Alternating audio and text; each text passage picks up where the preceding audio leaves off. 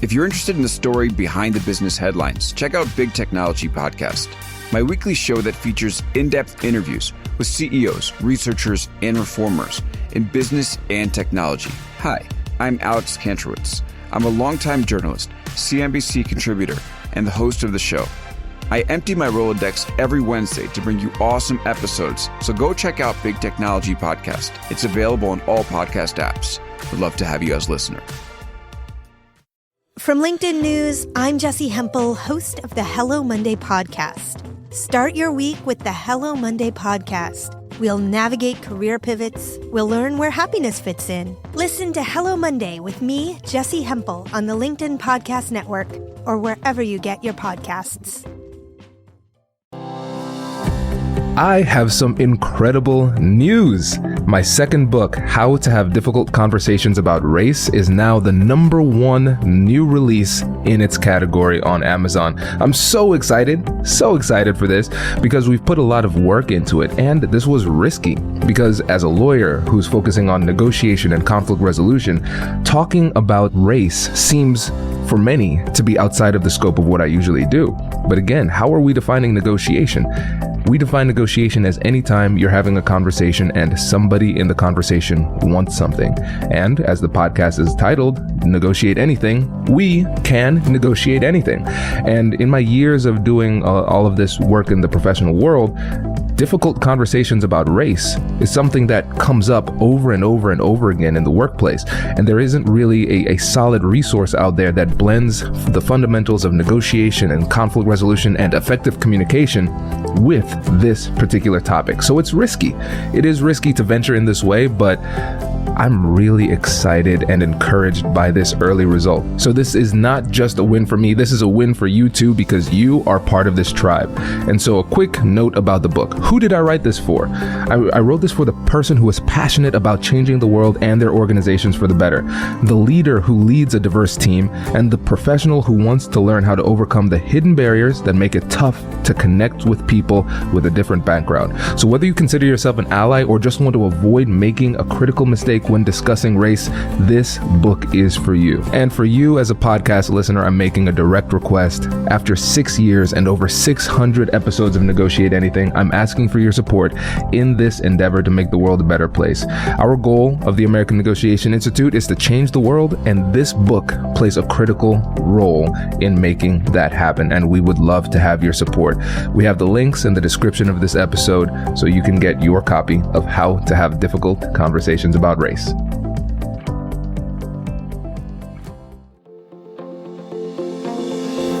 Hello, my friends, and welcome to another exciting episode of Negotiate Anything.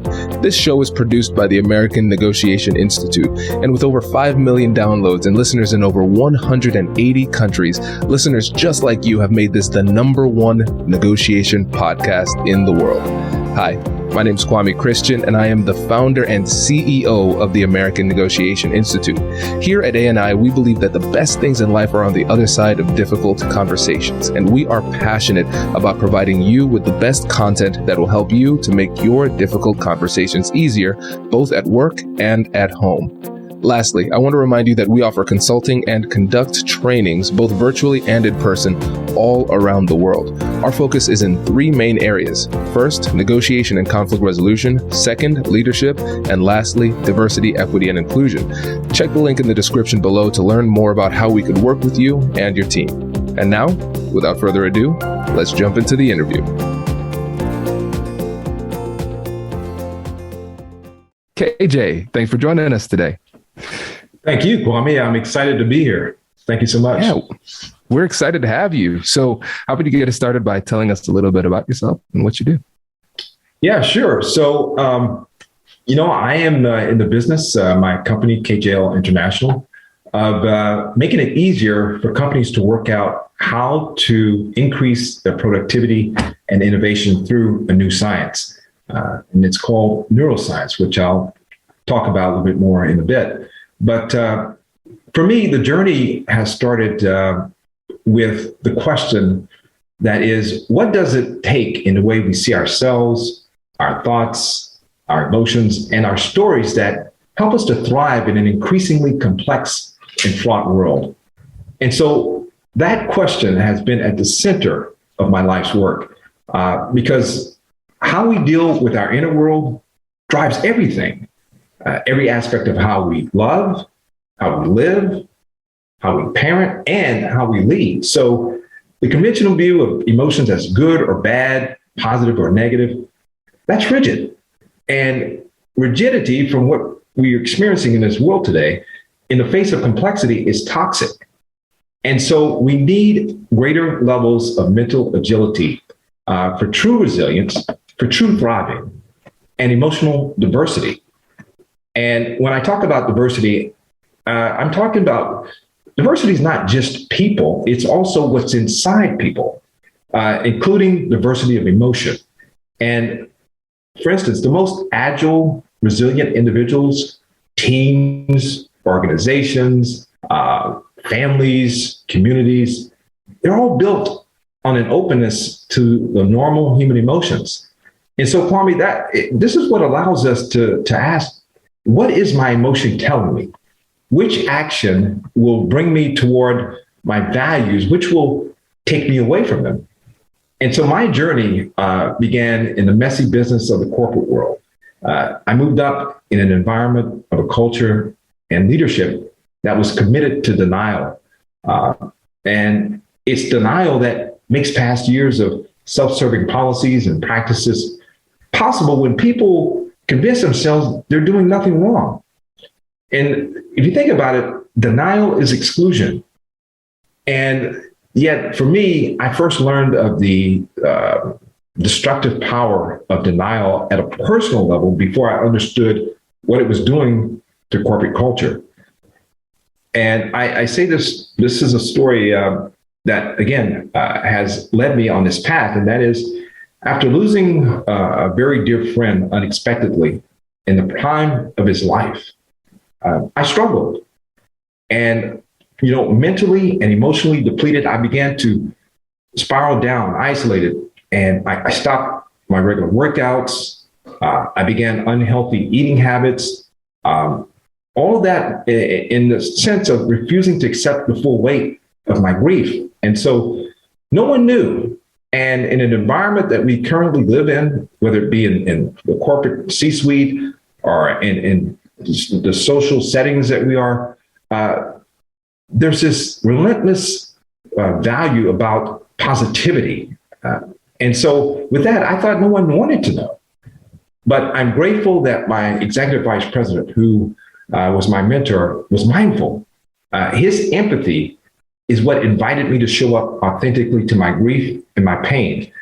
And that invitation allowed me to begin healing the many emotions I was feeling, like most when they go through grief.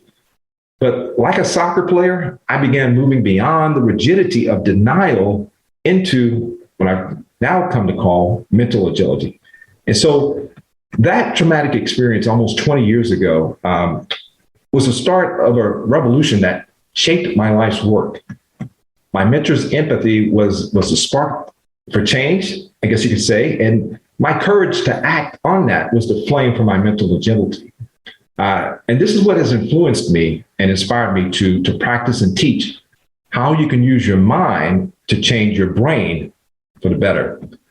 So my vision and initiatives, they align with the United Nations Global Sustainability Development goals, and that is, without addressing brain health illnesses, our communities and workplaces will continue to increasingly be challenged to maintain sustainability economically and socially.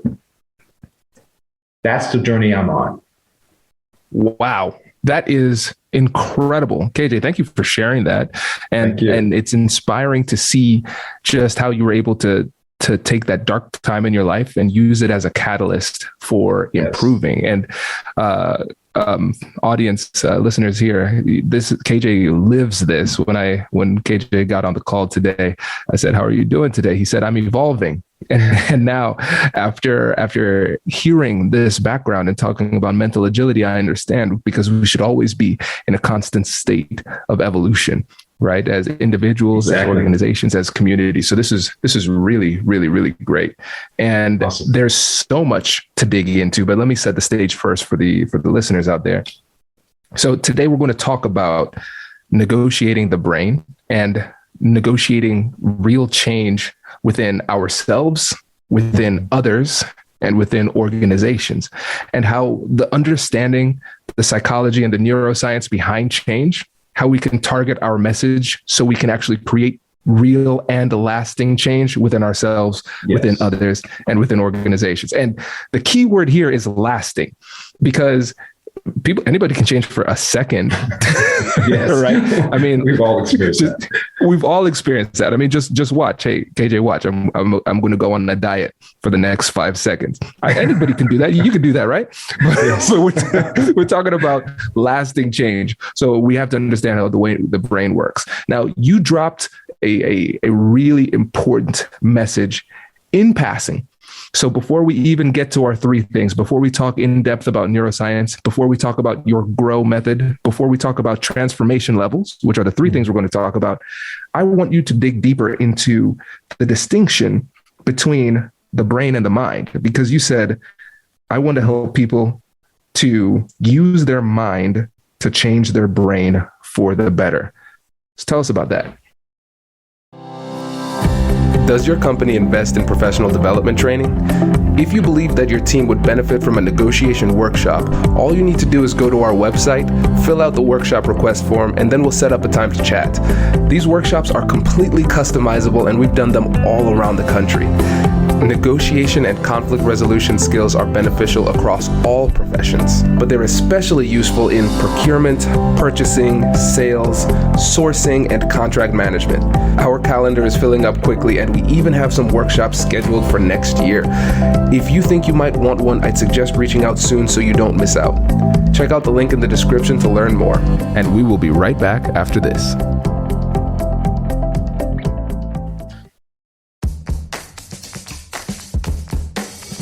Hey you, I'm Andrew Seaman. Do you want a new job? Or do you want to move forward in your career? Well, you should listen to my weekly show called Get Hired with Andrew Seaman. We talk about it all, and it's waiting for you, yes you, wherever you get your podcasts. Brace the rudders! Raise the sails! Raise the sails! Captain, an unidentified ship is approaching. Over. Roger. Wait, is that an enterprise sales solution? Reach sales professionals, not professional sailors. With LinkedIn ads, you can target the right people by industry, job title, and more. We'll even give you a $100 credit on your next campaign. Get started today at linkedin.com/marketer. Terms and conditions apply. Yes. So, a lot of people, and rightfully so, would think that the mind is the brain, but that's not the case. When you look at the context of how we behave and why we do what we do, whatever is preoccupying your mind today is building your brain of tomorrow. So that can be a positive or a negative perception depending on how what you're carving into your brain. And so you have the ability to choose how your brain models itself. And we call that self-directed. Now, so the question becomes, well, how can I take full advantage of this self-directed, quote unquote, neuroplasticity, which is basically defined as, in scientific terms, the ability to form new pathways in the brain through conscious intention. So that said, we've got to first acknowledge a key fact about the mind-brain behavior enigma, okay? And that is that what flows through your mind can sculpt your brain.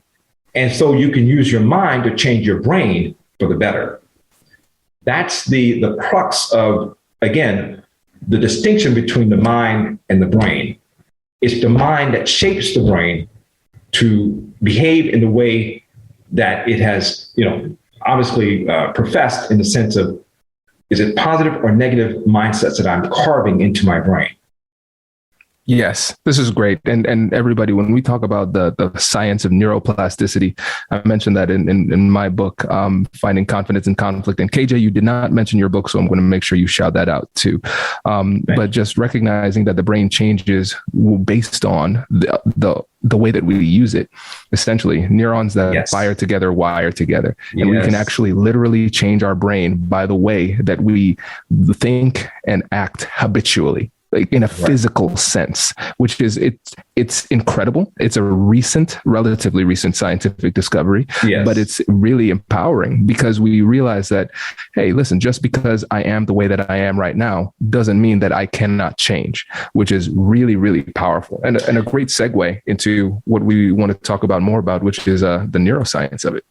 Yes. And just to add quickly on what you just said there, yes, this new science is relatively new. Within the last decade, for the most part, scientists believe that once we reached a certain age, we were hardwired and there was no possibility of changing or reconnecting the neurons. Well, obviously, since then, there's been a lot of research that has disputed that. And that refute has shown, like you said, that we don't have to be a certain way. We can change it if we want.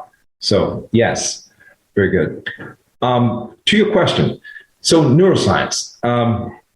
Neuroscience is changing our understanding of how, again, as we just talked about, how the brain works and how and why people behave the way we do. And so in looking at that, many of these insights could lead to profound changes in the way businesses interact with their employees and their customers.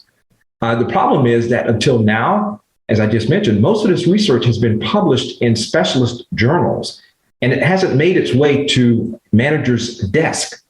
At the same time, however, and like any other industry or sector or research, you're going to have some business leaders and managers that are faced with a plethora of extravagant claims based on misunderstood or exaggerated neuroscientific research. So that's part of it. But for the most part, this science is founded on a very solid framework, robust, and getting more robust as time goes on with new research that comes out. So what I'm doing is I'm working to bridge the gap between rigorous science and the practical needs of business. My work is new, it's different, and it describes the practical managerial applications of this science in what I call an accessible but in-depth way that is firmly underpinned by clear explanation of the science behind the management actions proposed. So there's continuity in what is the science and what is the implementation. But when I ask executives, how plastic is your organization? Kwame, I'm usually met with a blank look like, what are you talking about? And the response is usually related to their environmental or sustainability policies. So, but plasticity in the pure sense is, in organizational terms and based on cognitive science, is the adaptability, efficiency, and the structural resilience of a business. So a plasticity approach is needed at an organizational level to help businesses keep up with the pace of human, technological, and cultural changes facing us all. And as critical processes of change management, training, and leadership, again, are understood more and more through the window of organizational neuroscience, the impact is clear increasingly. Preliminary research suggests that not investing in neuroscience is to remain on the fringes of global economic and social development. So that research also shows that intensive exercises in empathy, perspective taking, as well as mindfulness, that can all break selfish habits and change the brain's negativity bias so people become more altruistic. And such results could shake the fundamental underpinnings of orthodox economics and has implications for management too, as we've already alluded to. So I think taking a step back and looking at, well, how has it been done in the past that now we are finally getting to this point of this, new science being implemented? Well, for decades, people studied organizations as though managers were interchangeable. And then researchers started to identify the different types of mindsets of executives and what impact their behavior had on their companies. As a given, these behaviors reflect a mindset. But the question is, what can change? As we just talked about, brains can. That much is known. And if the latest science makes it easier to work out how to change executives from one type, selfish, say, to another, altruistic, then that could open up whole new possibilities for training and development. For instance, poorly managed change can result in alarm messages within our brains. And leaders and managers need to be aware of how their words, how their emotions, and how their conduct can have a significant impact on team mood and results. So that said, neuroscience posits making it easier to work out, again, how organizations can increase productivity, innovation. And this is what my company does, KJL International. We offer rewiring the brain for change. And to take a bit off of your title there, negotiating the brain, if you will. In that sense, I believe leadership should pursue positive, sound scientific methods to improve how the brain performs, just as a CEO should work out enough to minimize the risk of heart attack. So in effect, and as you just described earlier, neuroplasticity is our ability to form new pathways in our brain through conscious intention. Let me summarize this in a very positive and encouraging way. Sure. Because really what this means is that we are more capable of change than we think. As individuals, we are more cognitively capable of change than we realize. As organizations, if we mimic that plasticity that we have within our brain, we can be more adaptable and capable of change than we realize. But it's sounding a lot like what Carol Dweck talks about with the fixed mindset versus the growth mindset. I know I'm going to describe this in a cheesy way, but we have to believe that we are capable of change in order for us to change. And that's the thing that's so encouraging about this science, that if we use sound methods of change management and training, we can achieve those results. But the way that you described it at the very end was great. We have to use methods that are positive, sound, and scientific. Yes. So it's not just understanding the science of neuroplasticity that we can change. Now we need to make sure that the educational approaches that we use, the curriculum that we create, those type of things are pedagogically sound so that it is actually scientific and likely to then work. Correct. Yes. And I think to add to that, in terms of making the connection of, well, you're talking about the brain and then you're talking about business. Well, how does that mesh? I mean, what's the similarities there? How do I begin to break down the brain's processing relative to how I run my business? If you like, large businesses really, if you think about it, it has a lot in common with the human brain.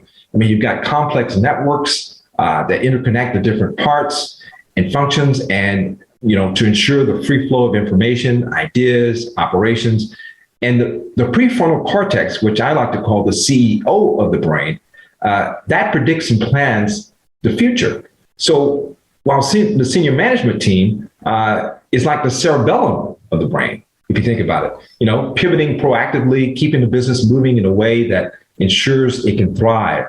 And so, there are a few more concepts that you can sit with in a larger metaphor. And, I go into that in my seminars and workshops and so on, what have you. If you like, I can go into that as well. We can continue with the, this great conversation on a different path there.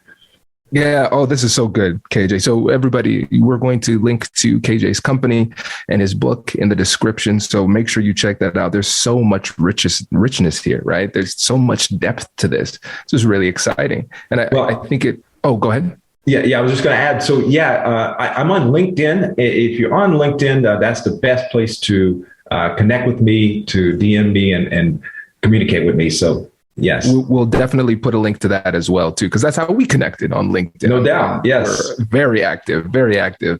This is great. And I think this provides us with a great segue to your GROW method, because again, listeners, I want you to think about what this means for you as somebody who is negotiating with yourself for change, for other people for change, and with companies for change too, because this should be encouraging, because it shows you that you are more capable of persuasion and influence than you realize.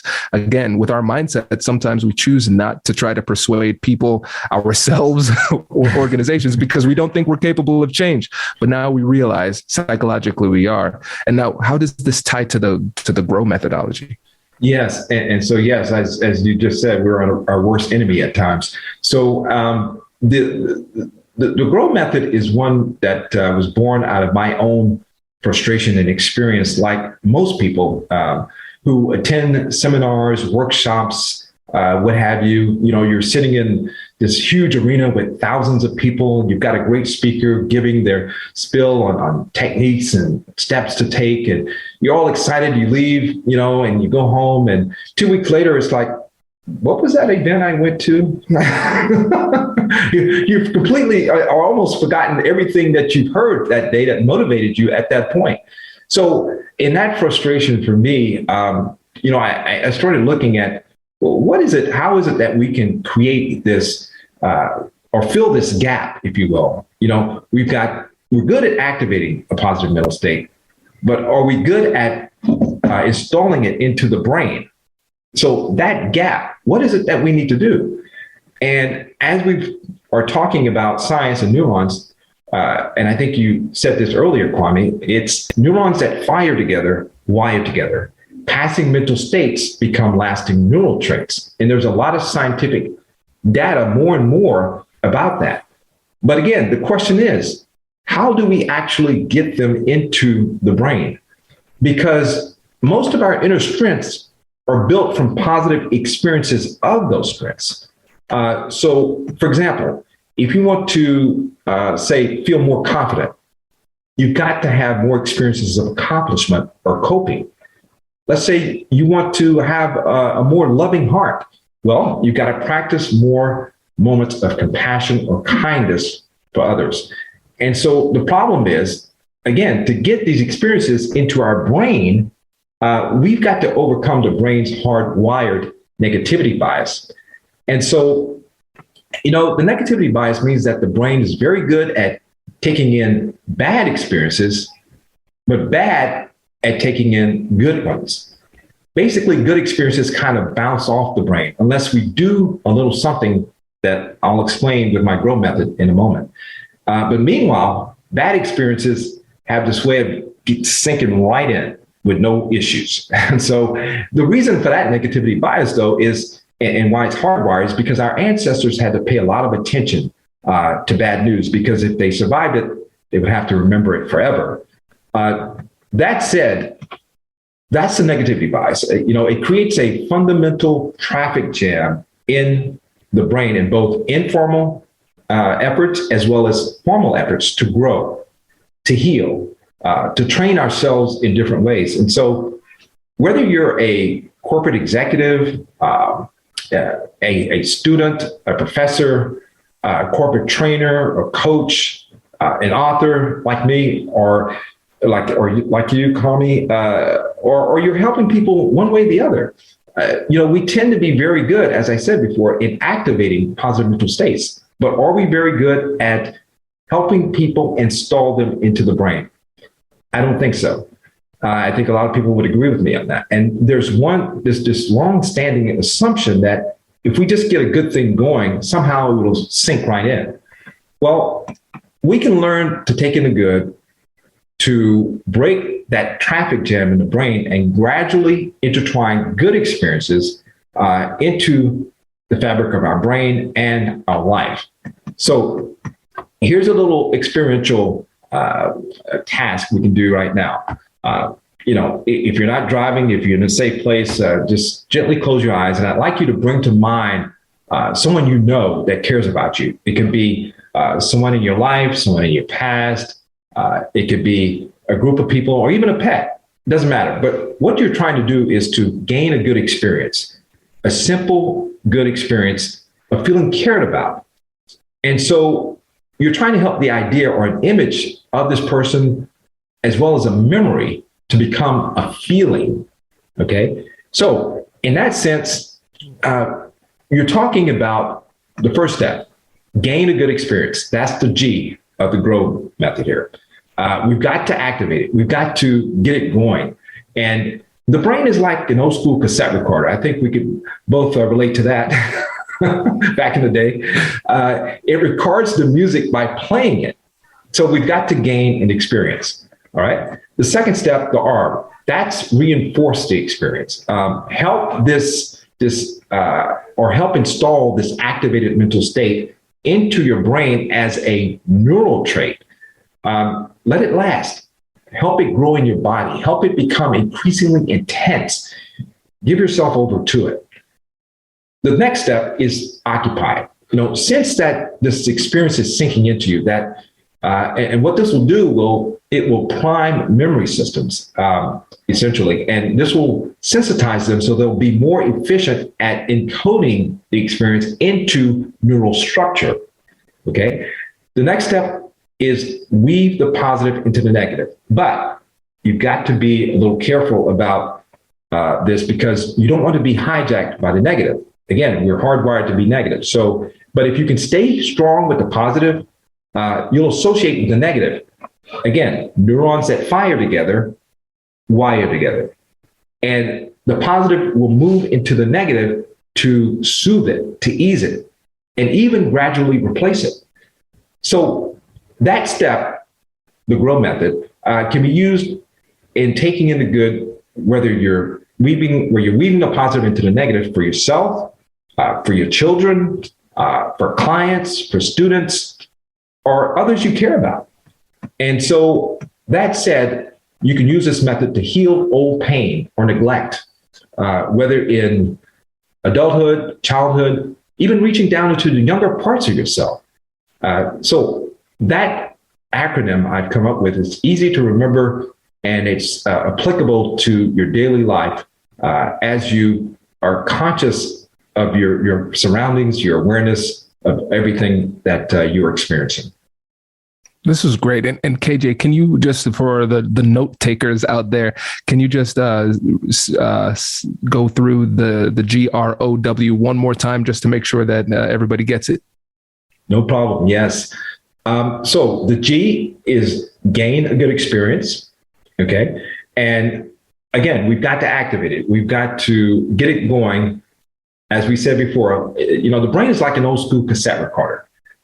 It records the music by playing it. And so that is the first step. The second step is reinforce it. Reinforce that positive mental state. Okay. You're trying to get it from that mental state experience into a neural trait. All right. Let it grow in your body. Feel it. Let it take over you. The third step is occupy. Okay. Again, you've got to prime memory systems when you allow it to sink into you. And what that does is sensitize that experience so they'll be more efficient at encoding the experience into neural structure.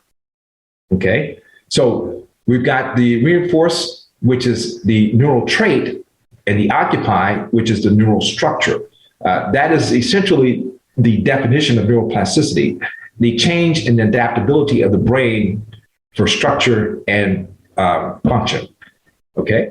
So the next step is the weave the positive into the negative. And that is where, again, because we are already hardwired negatively, we've got to weave the positive into the negative and allowing us to get the neurons to fire together so they can wire together. And what that does eventually is allow you to replace that negative experience or thoughts with the positive. And that is when you are able to grow, to heal, to train yourself in any manner that is beneficial to you. This is great. And what I'm realizing here is that this is not a quick process. When we think about neuroplasticity, this takes time.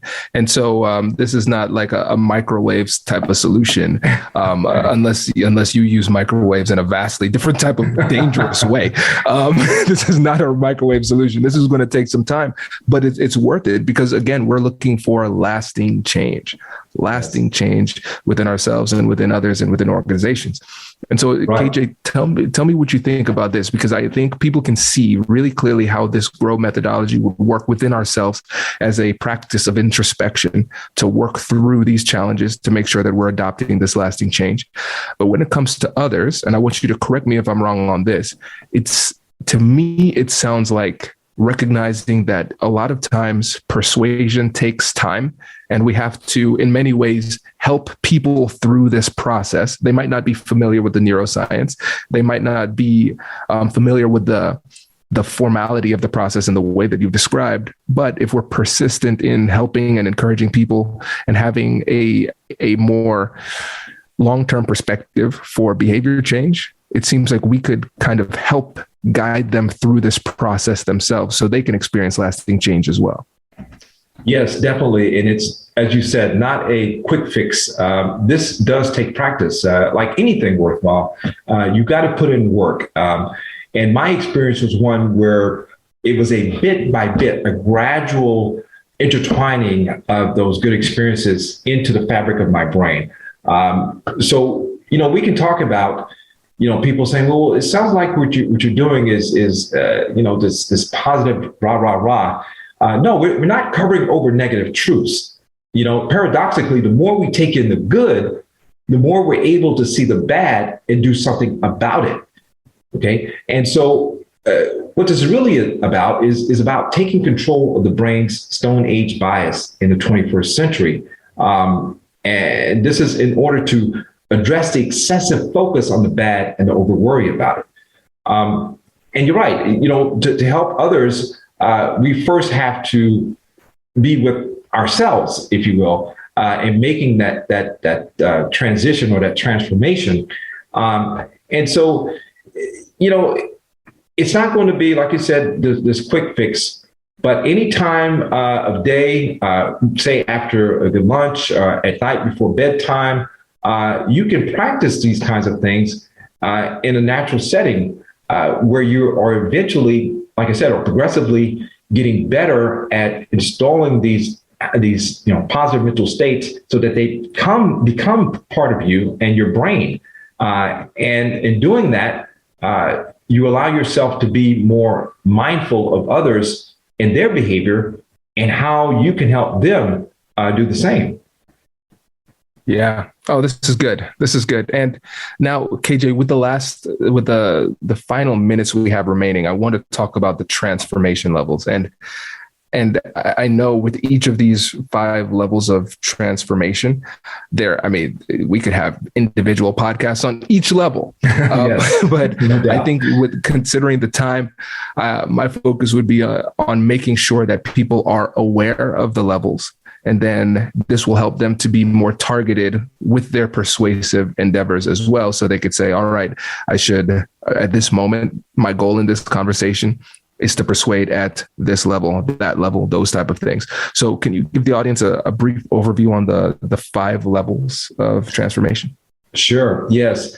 And again, it's about persuasion and negotiation in a sense that you've got to say, you know what? This is what I need to do. I'm going to put in the hard work. And so we each live in our own unique world, where we see, we hear, we read and understand through our own belief systems. And so, the thing I'd like to start with is the processing system in our brain where it all starts.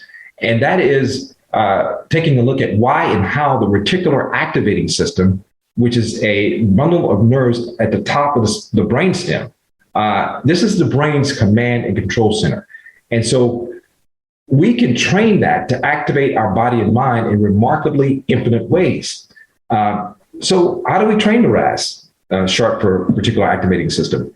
So let's say we have the goal of stop smoking, or remember names better, or spend more time with the family and kids, any goal. So from the power of beliefs, there are the power of questions, because questions determine your focus. If you think about it, the mind will always search for an answer if you ask the question, and it will only think one thought at a time. So those are key, principles to keep in mind here. The RAS is activated when there is an intent, a desire. So what are you focused on most is the most real. That's the power of questions. So, let's take it a step back even, Kwame. I don't know how long it's been for you, but back in school, we were taught the core six core questions, that is, the 5 W's and the 1 H. And so in association with these questions, there are 5 levels of transformation we must consider to get us from where we are to where we want to be. So what are those different levels? Well, number 1 is identity, the who. And this is where the most powerful language, or 2 words in the language, any language, is, and that is I am. That's number 1. Number 2, beliefs and values, the why. Okay. Number 3, capability, the how. 4, behavior, the what. And then 5, the environment, the when and the where. So why is it difficult to change behavior? I mean, you've got people trying to change all the time, right? I mean, they want to stop smoking. They want to meditate rather. They want to go for walks, have time with the family. And the willpower will only go so far. Let's get real about that. But in the levels of transformation we just talked about, the level above behavior is capability. And I think I might have alluded to this earlier. This is where most people avoid putting in the deep work. It's no secret. If you do what's easy in life, your life will be hard. If you do what's hard, your life will be easy, generally speaking. So yet most of us, we procrastinate, put things off again and again and again. The question is, do you have the skill set on how to do that behavior? Whether it be smoking, meditation, taking, time for the family, because there's this, I think you've talked about this in one of your posts, which I like because I can relate. And that is, it's called competent confidence loop. The more competent you get, the more capable, the more confident you get. And so you are more likely to do it. The more you do it, the better you get. And so, that's important to remember, that the level above capability, what's important to remember, that is that the level above capability is beliefs and values. Maybe we want the behavior, let's say meditating every single day.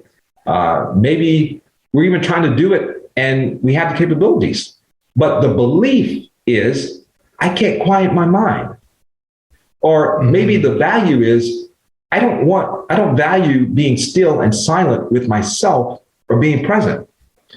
Or maybe the behavior is, I want to remember names better. That's me. Let's say they went to, a seminar and acquired that capability to do just that. But the belief is, I have a terrible memory. Or the value is, I don't really care about people.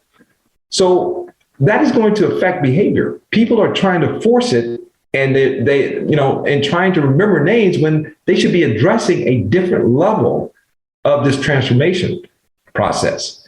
So above beliefs and values, again, we go back to the level of identity. And again, it's the most powerful words in any language. I am. Let's say someone wants the behavior to stop smoking, and maybe they have the capability to do it. They even have the beliefs, the values around health, all of that.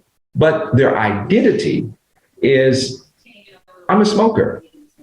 That is going to be a hard change to make.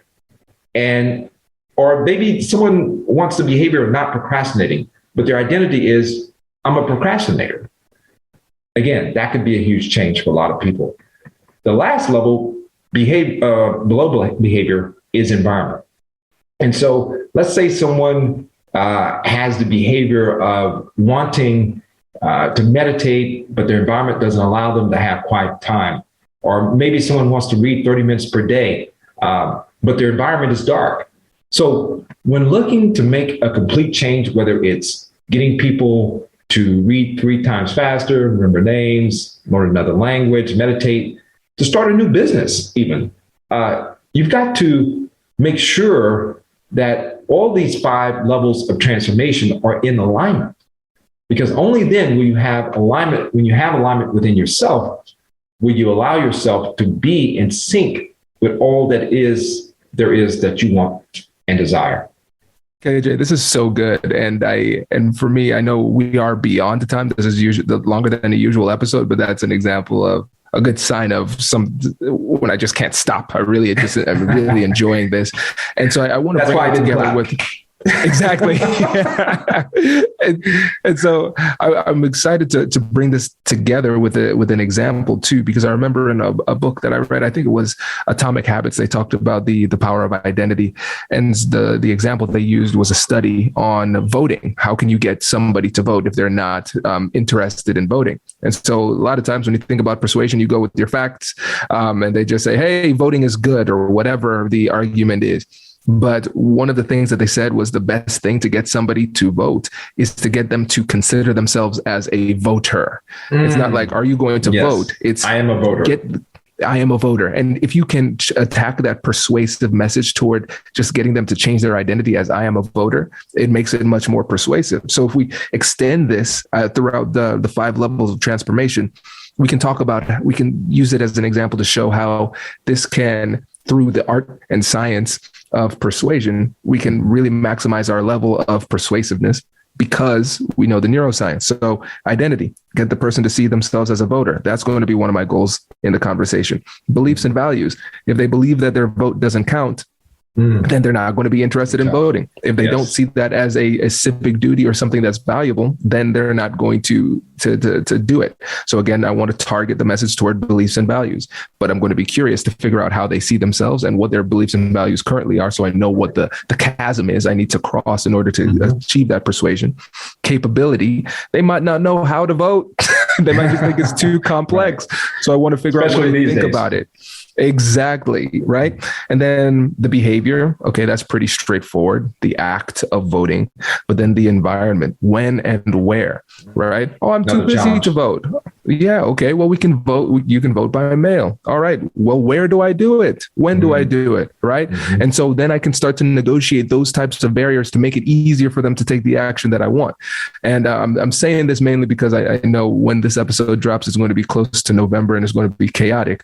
But I just think it's just a really great example based in the study from that book. And it's just so fascinating that it comports with the 5 levels that you described so eloquently. So I appreciate this, KJ. This is really, really solid stuff. Yes. Great connection. I think, when you can obviously tune it into real life situations, especially as something as important as voting, it really should resonate at a higher level even. So yes, that's very good. This is great. Well, KJ, I really appreciate it. I could just keep on going on this, but we have to wrap it up. But before I go, can you remind the listeners about your company, your book, and how they can get in touch with you?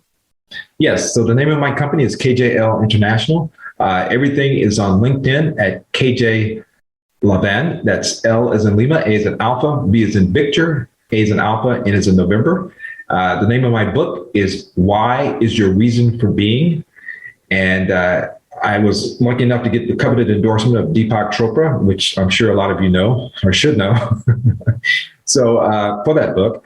And in terms of the, my company, the book, and again, you can reach me on LinkedIn. That's the best place. And be sure to, respond as soon as possible. Perfect. KJ, really appreciate it, my friend. Thanks for joining us. Thank you, Kwame, for having me. I loved it. Appreciate it. Congratulations, you've just joined an elite club. By listening to a full episode, you're now officially on the Negotiate Anything team. So welcome aboard.